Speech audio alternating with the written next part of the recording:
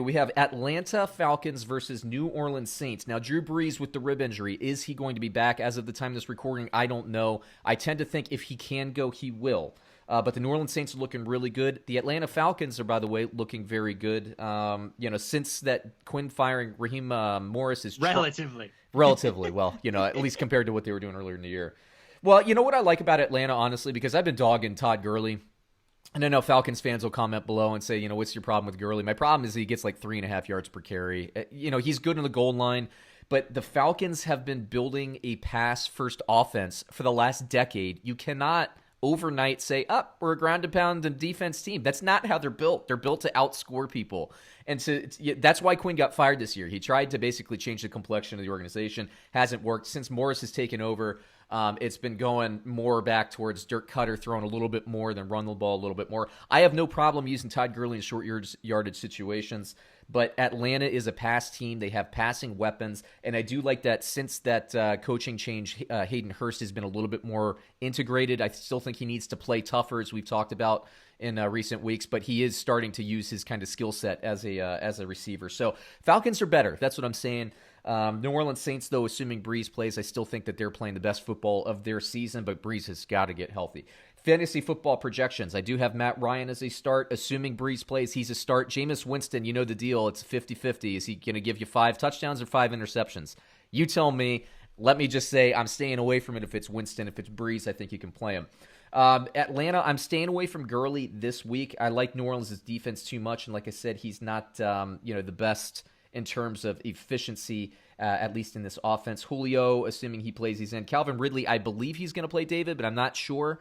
You tell me. I'm not sure. I could be wrong on that, but assuming he plays, he's in. If he's not, Russell Gage is probably the slam dunk start, I think, for the week because he's available on waivers. And then Hayden Hurst, I think, does get into the end zone this week, who we were just talking about. New Orleans, Kamara's a start every week. Michael Thomas, you play him.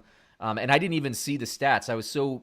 We had such a heavy slate of afternoon games. I was like really into 3 other games. So you can clean me up, David, on that New Orleans-San Francisco game if you want. I just know because I was playing Kamara in my fantasy, I got destroyed, and I need a miracle from Jefferson tonight in Minnesota. But anyway, I do think Jared Cook could get in the end zone as well for New Orleans. But take it away, David.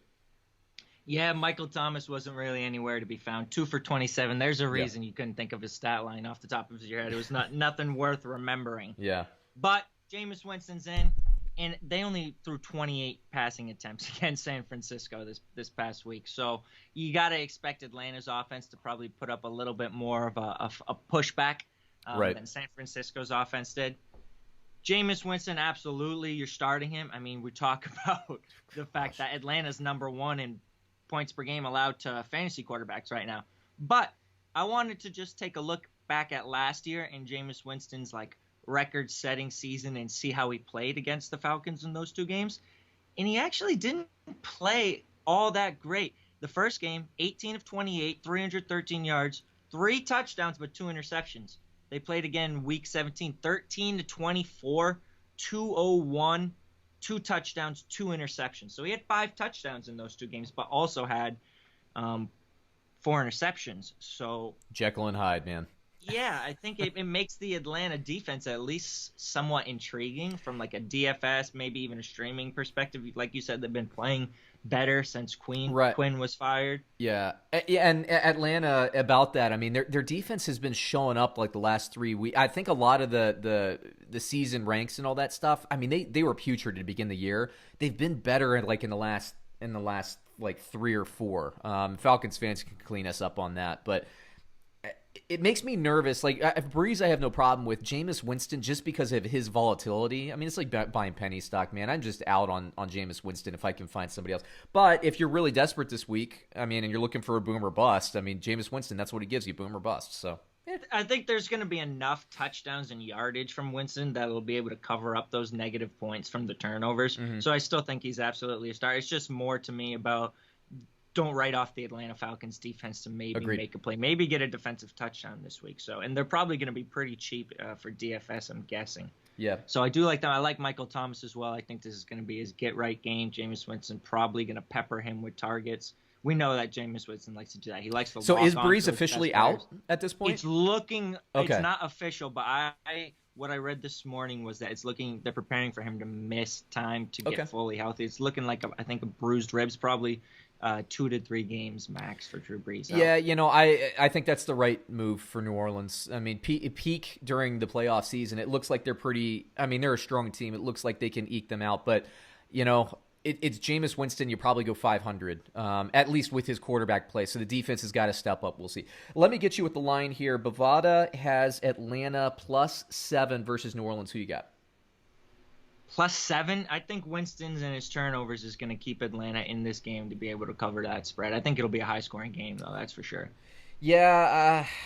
So you're taking New Orleans there or Atlanta? Atlanta, right? I'm going to take Atlanta in the points. Yeah, this seems like a trap game to me, at least in terms of gamblers. Like, because of the optics, we always talk about this, the optics of the first 2 to 3 weeks of the season. Like, remember, a lot of people were selling, I got caught in this trap too. When New Orleans lost to the Raiders on Monday Night Football in like week 2, the week that they, I think it was week 2, right after they lost Michael Thomas, people are kind of selling on them. And then you look at them and they're destroying teams and they only have 2 losses, I think, at this point. It's like, holy crap, like, they're pretty damn good again.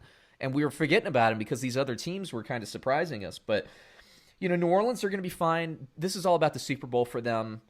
7 points is a lot with an offense like Atlanta.